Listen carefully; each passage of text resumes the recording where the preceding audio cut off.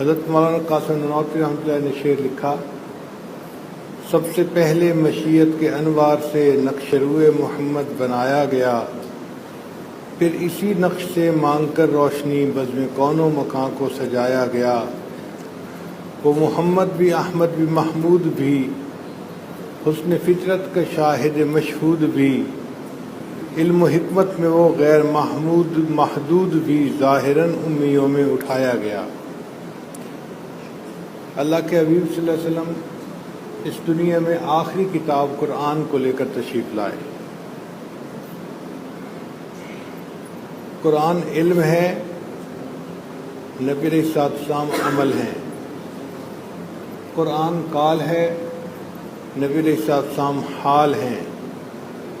قرآن اجمال ہے، نبی علیہ السلام اس کی تفصیل ہیں۔ قرآن اگر متن ہے تو نبی علیہ السلام اس کی تشریح ہے۔ قرآن اگر اللہ کا ذکر ہے تو نبی علیہ السلام مذکر ہیں۔ قرآن اگر نصیحت ہے تو نبی علیہ السلام ناصح ہیں۔ قرآن اگر وعظ ہے تو نبی علیہ السلام واعظ ہیں۔ قرآن ہدایت ہے تو نبی علیہ السلام ہادی ہیں۔ قرآن اگر نور ہے تو نبی علیہ السلام سراج منیرہ ہیں۔ اور قرآن مجید اگر رحمت ہے تو نبی علیہ السلام رحمت للعالمین ہیں۔ اللہ تعالیٰ فرماتے ہیں وما ارسلناک الا رحمت للعالمین، اے میرے پیارے محبوب صلی اللہ علیہ وسلم، ہم نے تو آپ کو جہانوں کے لیے رحمت بنا کے بھیجا۔ سیدہ عائشہ صدیقہ رضی اللہ تعالیٰ عنہ فرمایا کرتی تھیں کان خلقہ القرآن، کہ نبی علیہ السلام کے جو اخلاق تھے وہ قرآن کا نمونہ تھے۔ ذات صفات کی آیات اعمال نبی، تکوین کی آیات استدلال نبی، قہر کی آیات جلال نبی، تجلیات حق کی آیات مشاہدہ نبی، ابتغاء وجہ اللہ کی آیات مراقبہ نبی، ترک دنیا کی آیات مجاہدہ نبی، احوال محشر کی آیات محاسبہ نبی، نفی غیر کی آیات فنائیت نبی، اس بات حق کی آیات بقائیت نبی، نعیم جنت کی آیات شوق نبی، عذاب جہنم کی آیات خوف نبی، انعام کی آیات انس نبی، انتقام کی آیات حزن نبی۔ قرآن اگر پورا کلام اللہ ہے تو دوسرے لفظوں میں سیرت رسول اللہ صلی اللہ علیہ وسلم ہے۔ جس محبوب کے حسن و جمال اور حسن اخلاق کے تذکرے اللہ رب العزت نے قرآن مجید میں خود فرمائے، مخلوق اس کی تعریف کرنے سے عاجز ہے۔ شاعر نے لکھا ہزار بار بشویم دہن ز مشک و گلاب، ہنوز نام تو گفتن کمال بے ادبی۔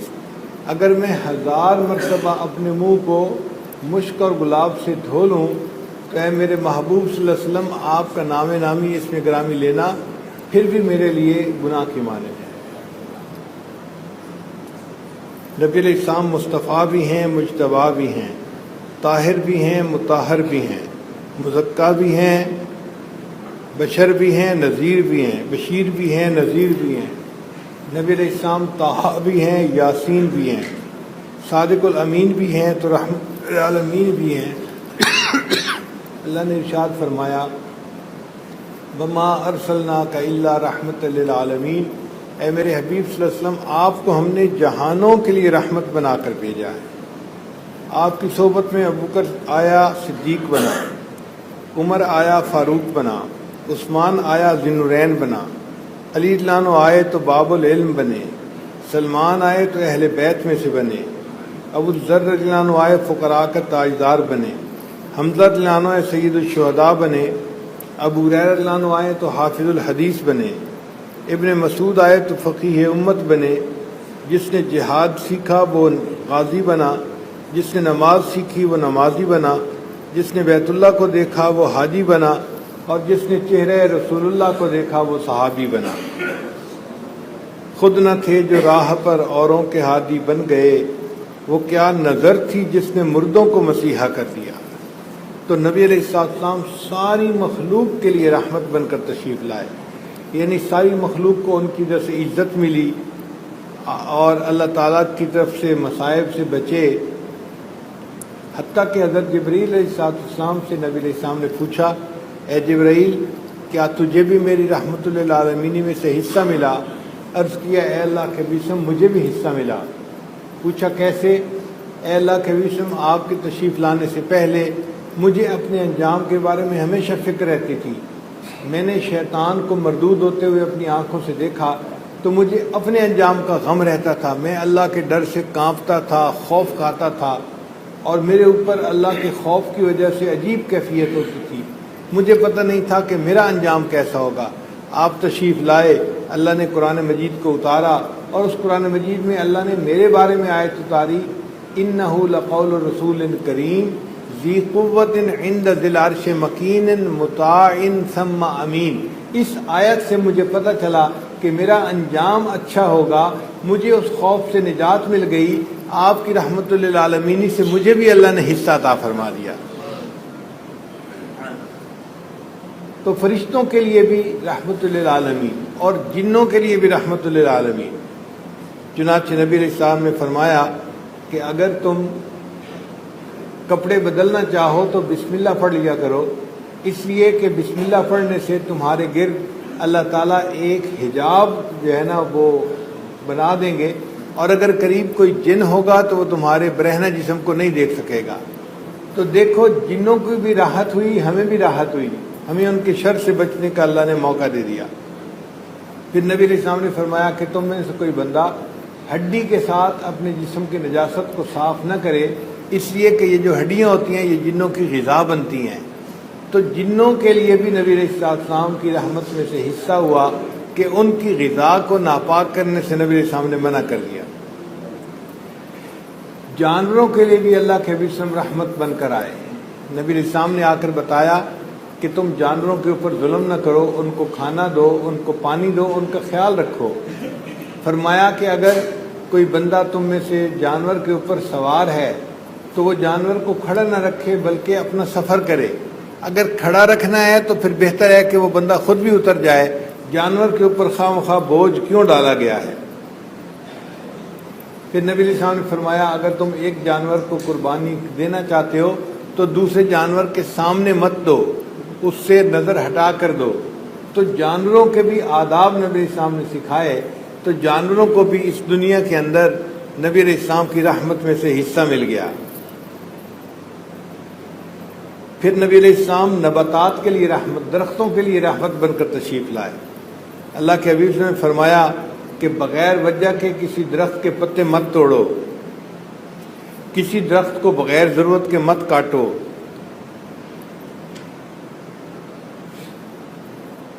تو دیکھو درختوں کے لیے بھی اللہ کے حبیب وسلم رحمت بن کر تشریف لائے، ان کو بھی رحمت للعالمین میں سے حصہ ملا.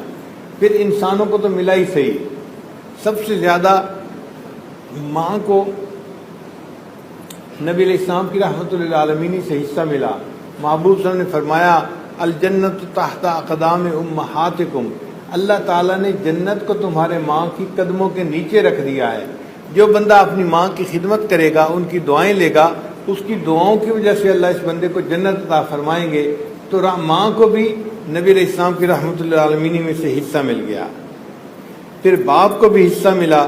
نبی علیہ السلام نے فرمایا جو نوجوان اپنے باپ کے چہرے پر محبت کی اور ادب کی نظر ڈالتا ہے، ہر نظر کے بدلے اللہ اسے ایک حج اور ایک عمرے کا ثواب عطا فرماتے ہیں. آپ دیکھیے دنیا کی کسی سوسائٹی میں باپ کی یہ عزت نہیں سکھائی جاتی جو اسلام نے سکھائی ہے. اور یہ عزت کس نے بتائی؟ نبی علیہ السلام نے بتائی. تو باپ کو بھی نبی علیہ السلام کی رحمت للعالمین میں سے حصہ ملا. پھر دیکھیے اللہ تعالیٰ نے خامد کو بھی حصہ عطا فرمایا. فرمایا اگر اللہ کے سوا کسی اور کو سجدہ کرنے کی اجازت ہوتی تو میں بیوی کو حکم دیتا کہ وہ اپنے خامد کو سجدہ کیا کرے، اتنا احترام کرے اپنے خامد کا. تو خامد کی یہ عزت کس نے دنیا میں آ کے بتائی؟ نبی علیہ السلام نے بتائی. تو خامد کو بھی نبی علیہ السلام کی رحمت للعالمین میں سے حصہ ملا. پھر بیوی کو بھی حصہ ملا. نبی علیہ السلام نے فرمایا خیرکم خیرکم لأہلہ، تم میں سے سب سے بہتر وہ ہے جو تم میں سے اپنے اہل خانہ کے لیے بہتر ہے. تمہارے بہتر ہونے کا پتہ تمہارے کاروبار سے نہیں لگائیں گے، تمہارے دوستوں سے نہیں لگائیں گے، تمہارے کسی اور زندگی کے شعبے سے نہیں لگائیں گے. تم اچھے انسان ہو اس کا اندازہ لگائیں گے کہ تم بیوی کے ساتھ کتنے اچھے اخلاق کی زندگی گزارتے ہو. خیرکم خیرکم لأہلہ، تم میں سے سب سے بہتر وہ ہے جو تم میں سے اپنے اہل خانہ کے لیے بہتر ہے. تو بیوی کو بھی نبی علیہ السلام کی رحمت للعالمین میں سے حصہ ملا. نبی علیہ السلام نے فرمایا جب خاوند اپنی بیوی کو دیکھ کر مسکراتا ہے اور بیوی اپنے خاوند کو دیکھ کر مسکراتی ہے، اللہ تعالیٰ ان دونوں کو دیکھ کر مسکراتے ہیں. تو میاں بیوی کو نبی علیہ السلام کی رحمت للعالمین میں سے حصہ ملا.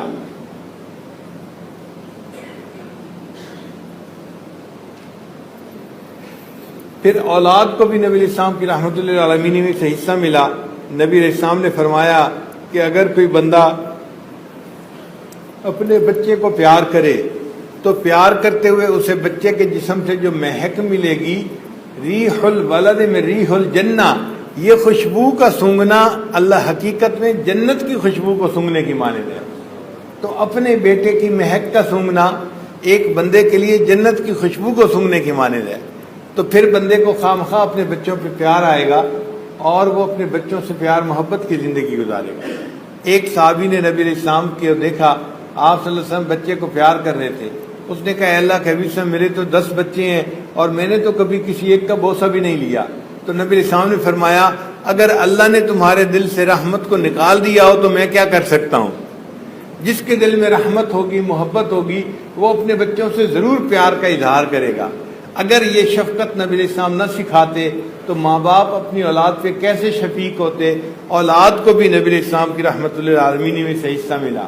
پھر نبی علیہ السلام نے فرمایا جس آدمی کی 2 بیٹیاں ہوں اور وہ ان کی اچھی پرورش کرے اور ان کا اپنے وقت پہ نکاح کر دے، وہ جنت میں میرے ساتھ اس طرح اکٹھا ہوگا جیسے ہاتھ کی 2 انگلیاں ایک دوسرے کے ساتھ اکٹھی ہوتی ہیں.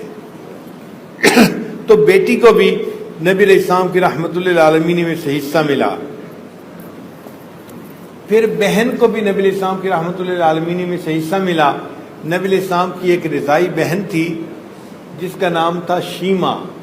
وہ نبی علیہ السلام کو ملنے کے لیے آئی تو حدیث پاک میں آتا ہے کہ نبی علیہ السلام نے اس کے لیے اپنی چادر بچھائی اور کہا کہ تم چادر کے اوپر بیٹھو. نبی علیہ السلام نے بہن کی عزت کرنے کا طریقہ سکھا دیا. پھر نبی علیہ السلام نے اسے بہت سارے تحائف دے کے واپس بھیجا. دنیا کو پتہ چلا کہ بھائی کے اوپر اپنی بہن کی عزت اور احترام کس قدر ضروری ہے. تو بہن کو بھی نبی علیہ السلام کی رحمت للعالمین میں سے حصہ ملا. پھر تاجر کو بھی حصہ ملا. تاجر کو نہیں پتا تھا کہ قیامت کے دن ایک تاجر کو اللہ تعالیٰ کیا درجہ عطا فرمائیں گے. نبی علیہ السلام نے فرمایا التاجر الصدوق، جو بندہ تجارت کرے مگر سچ بولے، سچ کی تجارت کرے، جھوٹ نہ دے، اور جو ہے جھوٹ کے علاوہ دوسرے کو دھوکہ نہ دے، ایسا جو سچا تاجر ہوگا اللہ تعالیٰ قیامت کے دن انبیاء کی صفوں کے بعد اس کو جگہ عطا فرمائیں گے، انبیاء کے ساتھ اس کا حشر فرمائیں گے. تو تاجر کو نبی علیہ السلام کی رحمت للعالمین میں سے حصہ ملا. پھر مزدور کو بھی حصہ ملا. دنیا مزدور کو کم نظر سے دیکھتی ہے، یہ تو محنت کرنے والا بندہ ہے، اس کی معاشرے میں کیا وقت ہے، کیا مقام ہو سکتا ہے. حدیث پاک میں ہے نبی علیہ السلام نے ایک صحابی سے مصافحہ کیا، ان کا ہاتھ بہت سخت تھا، اس پہ گٹے پڑے ہوئے تھے. تو نبی علیہ السلام نے فرمایا تمہارا ہاتھ اتنا سخت کیوں ہے؟ انہوں نے کہا اے اللہ کے حبیب صلی اللہ علیہ وسلم، میں پتھر توڑتا ہوں جو مکان بنانے میں استعمال ہوتے ہیں، اس لیے پتھر توڑنے کی وجہ سے میرے ہاتھ سخت ہو گئے ہیں اور اس کے اوپر گٹے پڑ گئے ہیں. تو نبی علیہ السلام نے اس کے ہاتھوں کو بوسہ دیا اور فرمایا القاسب حبیب اللہ، جو بندہ ہاتھ سے محنت مزدوری کر کے روزی کماتا ہے وہ اللہ کا محبوب اور اللہ کا دوست ہوتا ہے. تو مزدور کو بھی نبی علیہ السلام کی رحمت للعالمین میں سے حصہ مل گیا. پھر صحت مند کو بھی حصہ ملا، بیمار کو بھی حصہ ملا. نبی علیہ السلام نے فرمایا المؤمن القوی خیر من المؤمن الضعیف، جو قوی مومن ہوتا ہے وہ اللہ کو کمزور مومن کی نسبت زیادہ پسندیدہ ہوتا ہے. تو جس کو اللہ نے اچھی جسمانی صحت عطا فرمائی اس کو بھی نبی علیہ السلام نے بشارتیں عطا فرمائی، اور جو کمزور تھا، بیمار تھا، اس کے بارے میں نبی علیہ السلام نے فرمایا جب کوئی بندہ مومن بیمار ہو جاتا ہے اللہ فرشتوں کو بلا کر کہتے ہیں میرا یہ بندہ بیمار ہو گیا ہے، اب درد کی وجہ سے اس کی زبان سے جو آہ اور کراہ کی آواز نکلے گی تم اس کی بجائے اس کے نام اعمال میں سبحان اللہ اور الحمدللہ پڑھنے کا اجر لکھ دینا. تو دیکھیے بیمار آدمی کروٹ بدلتا ہے، اس کو نفلی نماز پڑھنے پر رکوع اور سجدہ کرنے کا ثواب دیا جاتا ہے۔ نبی علیہ السلام نے فرمایا کئی مرتبہ آدمی بیمار ہوتا ہے اور وہ صحت مند ہوتا ہے، اس کے گناہ اس طرح جھڑ جاتے ہیں جس طرح پت جھڑ کے موسم میں درختوں کے پتے جھڑ جایا کرتے ہیں۔ تو بیمار آدمی کو بھی بشارتیں ملی نبی علیہ السلام کی رحمت اللہ عالمین سے، اس کو بھی حصہ ملا۔ پھر جو بندہ امیر ہو اس کو بھی نبی علیہ السلام کی رحمت اللہ عالمین سے حصہ ملا۔ نبی علیہ السلام نے فرمایا جو بندہ امیر ہو لیکن وہ نرم بستر کے اوپر آرام کرے اور اپنے دل میں اللہ کو یاد کرے، اس نرم بستر پر سونے کے باوجود یہ قیامت کے دن جنت کا حقدار کہلائے گا، کیونکہ اس نے اپنے رب کو یاد کیا ہے۔ نبی علیہ السلام کے تشریف لانے سے پہلے ایک دنیا دار بندہ نہیں جانتا تھا کہ میں بھی جنت کا حقدار بن سکتا ہوں۔ نبی علیہ السلام نے فرمایا تم نرم بستروں پہ آرام کرو گے، خوبصورت بیویوں کے ساتھ وقت گزارو گے، مگر اپنے دل میں اللہ کو یاد کرو گے، اللہ اس سب کچھ کے باوجود تمہیں قیامت کے دن جنت عطا فرمائیں گے۔ تو امیر آدمی کو بھی نبی علیہ السلام کی رحمت اللہ عالمین میں سے حصہ ملا۔ پھر غریب آدمی کو بھی حصہ ملا۔ نبی علیہ السلام نے دعا مانگی اللہم احینی مسکینا و امتنی مسکینا واحشرنی فی زمرۃ المساکین، اے اللہ قیامت کے دن مجھے مسکینوں کے زمرے میں کھڑا فرما دینا۔ تو غریبوں کے لیے کتنی خوش نصیبی ہے کہ اللہ نے ان کی جماعت میں قیامت کے دن کھڑے ہونے کی دعا فرمائی۔ تو غریب کو بھی نبی علیہ السلام کی رحمت اللہ عالمین میں سے حصہ ملا۔ ایک حدیث میں آتا ہے کہ نبی علیہ السلام نے فرمایا اللہ تعالیٰ قیامت کے دن غریب آدمی کو امیر آدمی سے 500 سال پہلے جنت عطا فرما دیں گے۔ تو غریب آدمی کو سکون ملا، تسلی ملی، اگر دنیا میں رزق کی تنگی ہے تو کوئی بات نہیں، آخرت میں 500 سال پہلے جنت جو ہے اس میں پہنچ جاؤں گا۔ تو امیر کو بھی حصہ ملا، غریب کو بھی حصہ ملا۔ پھر دیکھیے کہ اللہ تعالیٰ کے محبوب صلی اللہ علیہ وسلم کی رحمت اللہ عالمین سے یتیم کو بھی حصہ ملا۔ وہ کیسے کہ نبی علیہ السلام نے فرمایا کہ جو بندہ یتیم کے سر کے اوپر شفقت کا ہاتھ رکھ دے گا، اس کے ہاتھ کے نیچے جتنے سر کے بال ہوں گے اللہ اتنی نیکیاں اس کے نام اعمال میں لکھوا دیں گے۔ اب دیکھیے نبی علیہ السلام کی اس حدیث کی وجہ سے کتنے لوگ ہیں جو یتیم کے سر پہ شفقت کا ہاتھ رکھیں گے۔ یتیم کو بھی نبی علیہ السلام کی رحمت اللہ عالمین میں سے حصہ ملا۔ حدیث مبارکہ میں آتا ہے نبی علیہ السلام ایک مرتبہ عید کی نماز پڑھنے کے لیے گھر سے تشریف لائے۔ آپ صلی اللہ علیہ وسلم نے دیکھا کہ کچھ بچے جو ہیں نہائے ہوئے ہیں، اچھے کپڑے پہنے ہوئے ہیں اور گلی کے اندر وہ خوش ہیں اور ایک دوسرے کے ساتھ کھیل رہے ہیں۔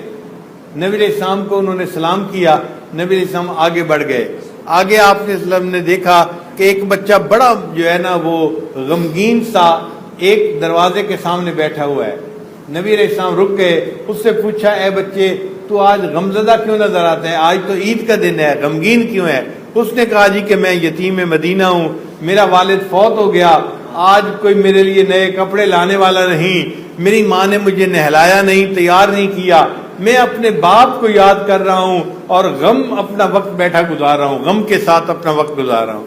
تو نبی علیہ السلام رک گئے، آپ نے فرمایا اچھا آؤ میں تمہیں اپنا بیٹا بنا لیتا ہوں۔ تو نبی علیہ السلام اس بچے کو لے کے واپس اپنے گھر آئے، سیدہ صدیقہ عنہا کو فرمایا، ام المومنین کو حکم دیا اس بچے کو نہلا دو۔ وہ چھوٹا سا بچہ تھا، ام المومنین نے اس کو نہلا دیا۔ جب نہلا دیا تو نبی علیہ السلام نے فاطمہ الزہرا رضی اللہ عنہا کی طرف پیغام بھیجا کہ حسن اور حسین کے اگر کوئی کپڑے صاف ستھرے بچے ہوئے ہوں تو وہ بھجوا دیں۔ تو انہوں نے ان کے صاف ستھرے کپڑے بھجوا دیے۔ نبی علیہ السلام نے ام المومنین کو فرمایا اس بچے کو یہ صاف کپڑے پہنا دو۔ وہ نئے نئے صاف کپڑے اس بچے کو پہنا دیے گئے۔ ام المومنین نے اس کے بالوں میں کنگھی کی، اس کی آنکھوں میں سرما ڈالا، اس کو خوشبو لگا کے تیار کر دیا۔ وہ بچہ ذہن میں خوش ہو گیا، آج میرا باپ نہیں مگر مجھے بھی عید کی نماز کے لیے تیار کر دیا گیا ہے۔ پھر وہ بچہ نبی علیہ السلام کے ساتھ چلنے کے لیے تیار ہو گیا۔ نبی علیہ السلام نے اس سے پوچھا اے بچے مجھے یہ بتاؤ کہ تمہارا باپ تمہیں عید گاہ میں کیسے لے کے جاتا تھا؟ اس نے کہا کہ میرا والد تو مجھے اپنے کندھوں پہ اٹھا کے لے جاتا تھا۔ حدیث پاک میں آتا ہے نبی علیہ السلام نیچے بیٹھ گئے اور اس بندے کو فرمایا، اس بچے کو فرمایا آؤ تم بھی میرے کندھے پہ بیٹھ جاؤ، میں تمہیں کندھوں پہ اٹھا کے عیدگاہ میں لے کے جاؤں گا۔ اب وہ بچہ جو تھا نبی السلام کے کندھوں پہ بیٹھ گیا. نبی السلام اٹھے اور اس کو لے کر واپس عیدگاہ کی طرف جانے لگے. جب ان بچوں کے پاس سے گزرنے لگے جو کھیل رہے تھے تو ان بچوں نے دیکھا کہ اللہ کے حبیب صلی اللہ علیہ وسلم جا رہے ہیں اور ان کے کندھے کے اوپر وہی بچہ سوار ہے جو پہلے بڑا مغموم یہاں بیٹھا ہوا تھا. انہوں نے اشارے میں اس بچے سے پوچھا کیا معاملہ ہے. اس بچے نے ان کو کہا کہ مجھے اللہ کے حبیب صلی اللہ علیہ وسلم نے اپنا بیٹا بنا لیا. تو جو بچے کھیل رہے تھے ان سے ایک بچے نے اونچی آواز میں کہا کاش میں بھی یتیم ہوتا اور اللہ کے حبیب مجھے بھی اپنا بیٹا بنا لیتے. محبوب صلی اللہ علیہ وسلم نے یتیم کے ساتھ محبت کا اس طرح اظہار فرمایا. پھر آپ صلی اللہ علیہ وسلم اس بچے کو لے کے عیدگاہ میں تشریف لائے اور ممبر کے اوپر خطبہ دینے کے لیے بیٹھنے لگے. وہ بچہ جو تھا نیچے بیٹھنے لگا. حدیث پاک میں آتا ہے نبی علیہ السلام نے اس بچے کو کہا کہ تم نیچے نہ بیٹھو, آج اوپر آ کر میرے ساتھ ممبر کے اوپر بیٹھو. نبی علیہ السلام نے اس یتیم بچے کو اپنے ساتھ ممبر کے اوپر بٹھا لیا اور پھر نبی علیہ السلام نے حدیث سنائی انا وکافل یتیم ہاکذا, جو یتیم کی دنیا میں کفالت کرے گا جنت میں وہ میرے ساتھ اس طرح اکٹھا ہوگا جیسے ہاتھ کی دو انگلیاں ایک دوسرے کے ساتھ اکٹھی ہوتی ہیں.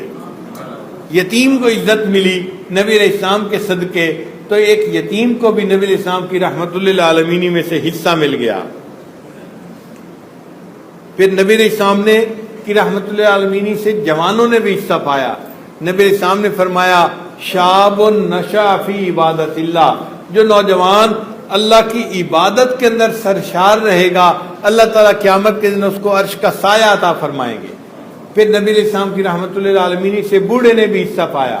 نبی علیہ السلام نے فرمایا ان من اجلال اللہ تعالی ذی الشیبۃ فی الاسلام, جو بندہ کسی بوڑھے کا احترام کرے اس لیے کہ وہ ایک بوڑھا مومن ہے, یہ اس کے اللہ تعالیٰ قیامت کے دن ایسے اجر عطا فرمائیں گے جیسے اس نے اپنے اللہ کا احترام کیا ہے. آپ بتائیے آج دنیا میں سوسائٹی میں بوڑھوں کو کوئی محبت کی نظر سے نہیں دیکھتا, ان کو بوجھ سمجھتے ہیں کہ یہ تو اب پرانے ہو گئے, یہ تو گھسے پھٹے بن گئے, ان کی اب معاشرے میں کیا ویلیو ہے. نبی علیہ السلام نے فرمایا نہیں, اگر تم اس بوڑھے کا احترام کرو گے تمہیں ایسے ثواب ملے گا جیسے تم نے اپنے اللہ کا احترام کیا ہے. تو نبی علیہ السلام کی رحمت للعالمین سے نوجوان نے بھی حصہ پایا اور بوڑھے نے بھی حصہ پایا.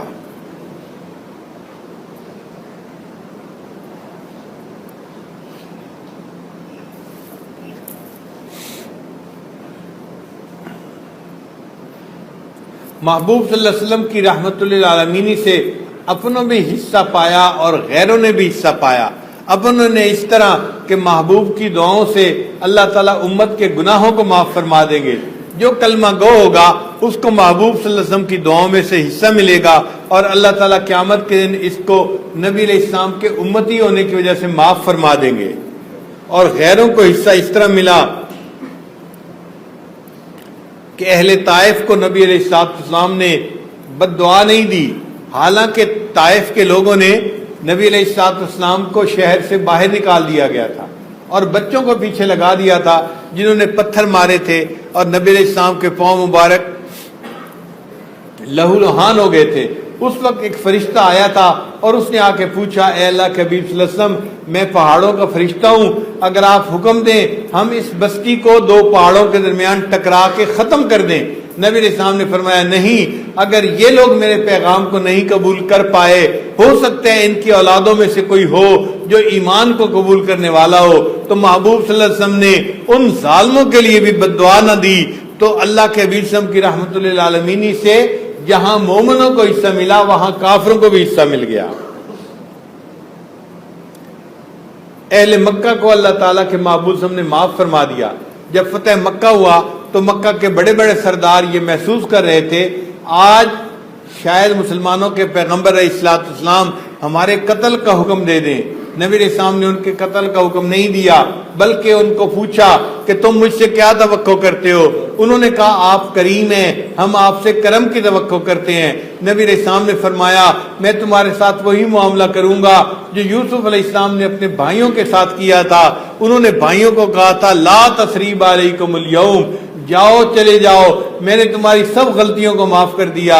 تو نبی علیہ السلام نے مکہ کے سرداروں کو کہا تم نے بلال کے ساتھ جو کیا، زنیرہ کے ساتھ جو کیا، سمیہ کے ساتھ جو معاملہ کیا، میں نے آج تمہاری سب غلطیوں کو معاف کیا، تم چلے جاؤ، میں نے تمہارے سب کے قصوروں کو معاف کر دیا۔ تو نبی علیہ السلام کی رحمت للعالمین سے جہاں اپنوں نے حصہ پایا وہاں غیروں نے بھی حصہ پایا۔ یہ ہے وما ارسلناک الا رحمت للعالمین، اے محبوب ہم نے آپ کو جہانوں کے لیے رحمت بنا کر بھیجا ہے۔ محبوب صلی اللہ علیہ وسلم کا سونا بھی امت کے لیے رحمت، جاگنا بھی امت کے لیے رحمت۔ جاگنا تو رحمت سمجھ میں آتا ہے، سونا رحمت سمجھ میں نہیں آتا۔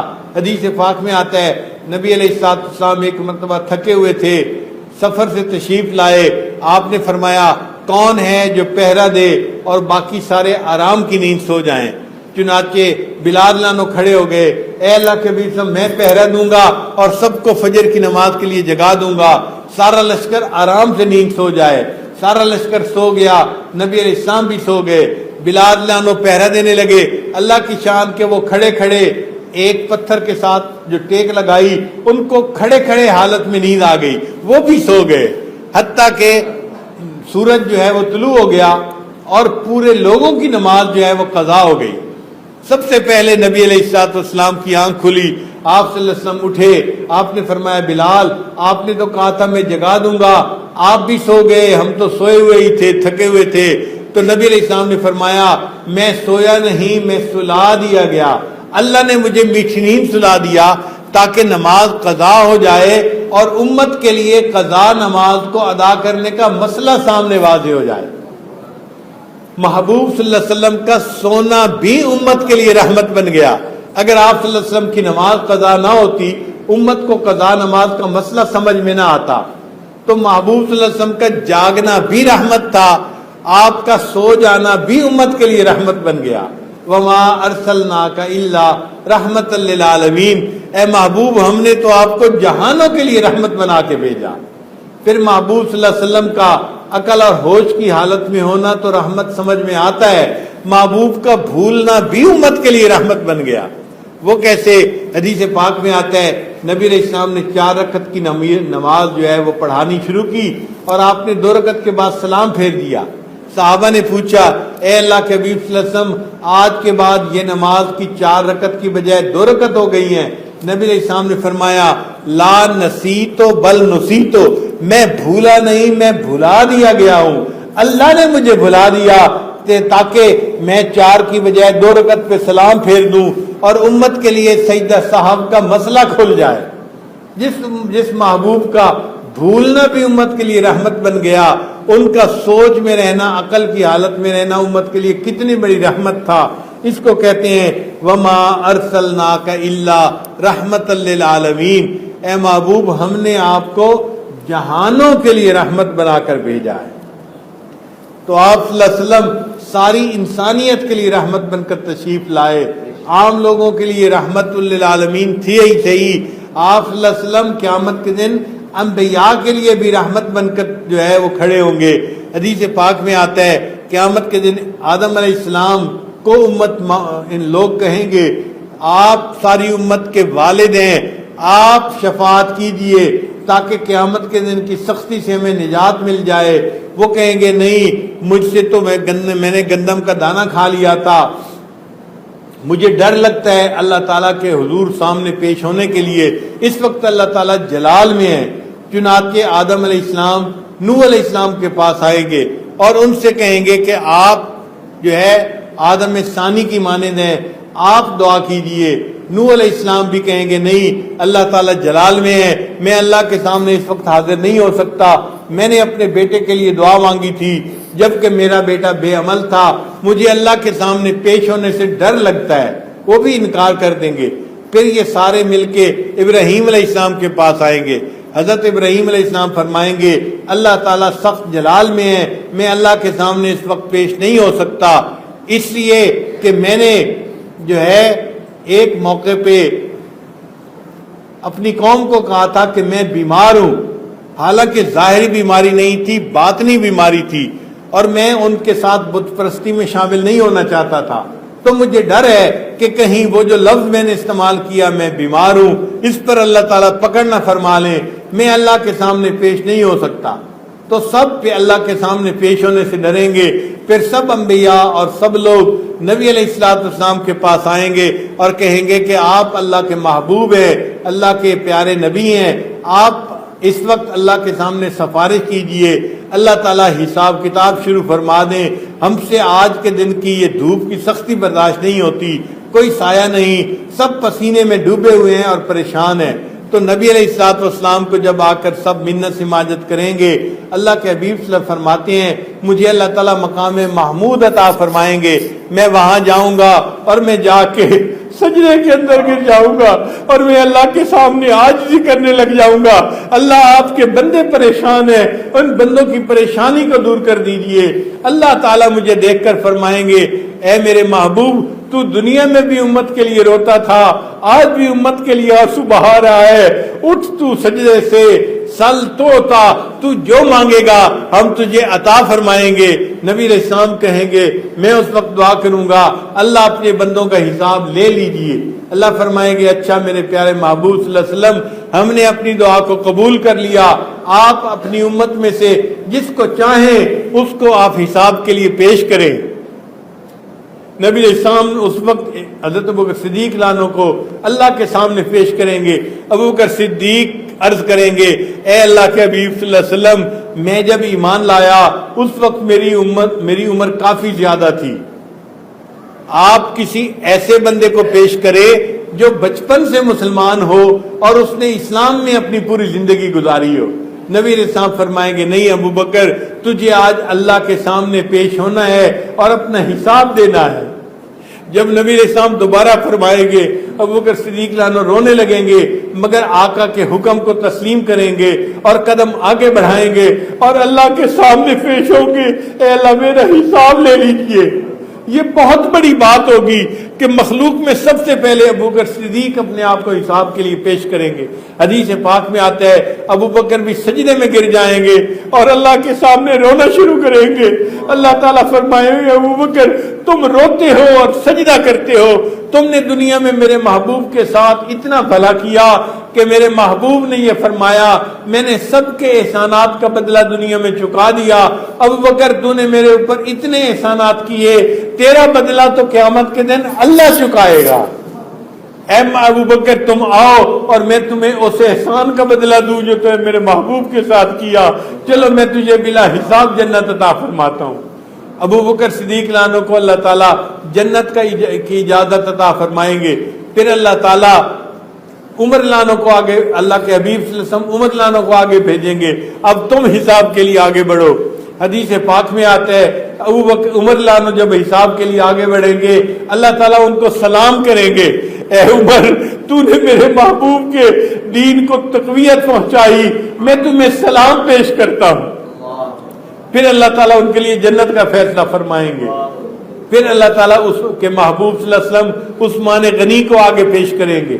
حدیث پاک میں ہے کہ جب عثمان غنی عنہ آگے پیش ہوں گے تو اللہ تعالیٰ ان کے ساتھ خیر کا معاملہ فرمائیں گے۔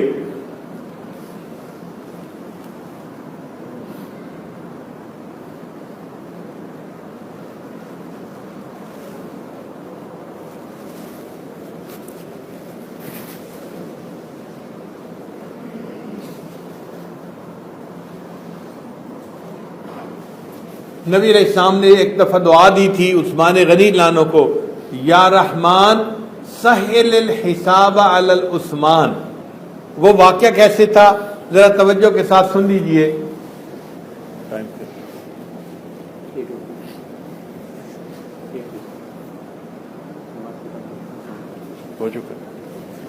تو نبی علیہ السلام نے دعا دی تھی عثمان غنی عنہ کو یا رحمان سہل الحساب علی العثمان، اے رحمان عثمان کے حساب کو آسان فرما دینا۔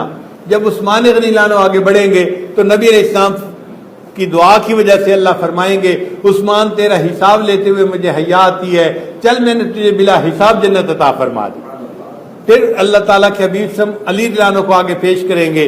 حدیث پاک میں ہے اسرع المحاسبت علی، قیامت کے دن سب سے آسان حساب علی لانوں کا ہوگا۔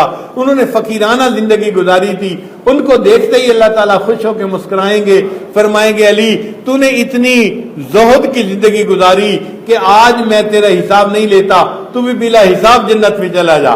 یہ چاروں حضرات بلا حساب گویا جنت میں چلے جائیں گے۔ اللہ کے محبوب صلی اللہ علیہ وسلم کی رحمت للعالمین سے ان کو بھی حصہ ملے گا۔ پھر اللہ کے حبیب صلی اللہ علیہ وسلم کی امت کا حساب ہوگا۔ اللہ فرمائیں گے اے میرے محبوب صلی اللہ علیہ وسلم، مجھے آپ کی امت کا حساب لیتے ہوئے حیا آتی ہے، میں نے آپ کی امت کو بلا حساب جنت عطا فرما دی۔ تو گناہگاروں سے اللہ تعالیٰ حساب نہیں مانگیں گے بلکہ ان کے گناہوں کو نیکیوں میں تبدیل فرما دیں گے۔ تو غنی از ہر دو عالم من فقیر، تو غنی از ہر دو عالم من فقیر، روز محشر عذرہائے من پذیر، گر تمہیں بینی حسابم ناگزیر، از نگاہ مصطفیٰ پنہا بگیر۔ تو نبی علیہ الصلوۃ والسلام کی رحمت للعالمین سے آپ کی امت کو قیامت کے دن حصہ ملے گا، اور اللہ امت کو اپنے محبوب کی رحمت للعالمین کے صدقے جنت عطا فرمائیں گے۔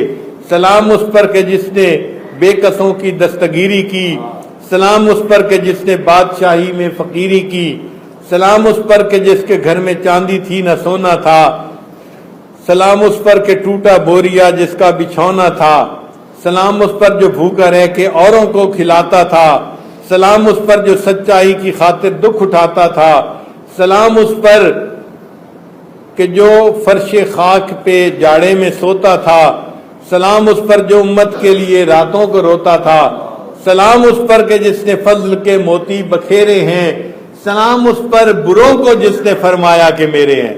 ہر کوئی بروں سے نفرت کرتا ہے، نبی علیہ السلام نے فرمایا کہ یہ برے میرے ہیں، میں قیامت کے دن کی شفاعت کروں گا اور اس وقت تک جنت میں نہیں جاؤں گا جب تک ان کو ساتھ نہیں لے لوں گا۔ اللہ تعالیٰ ہمیں اس محبوب کی رحمت للعالمین میں سے اور حصہ نصیب فرمائے، اور قیامت کے دن ان کے جھنڈے کے نیچے ہمیں جگہ عطا فرمائے، اور جنت میں اللہ ان کے قدموں میں ہمیں جگہ عطا فرمائے۔ وآخر دعوانا ان الحمد للہ رب العالمین۔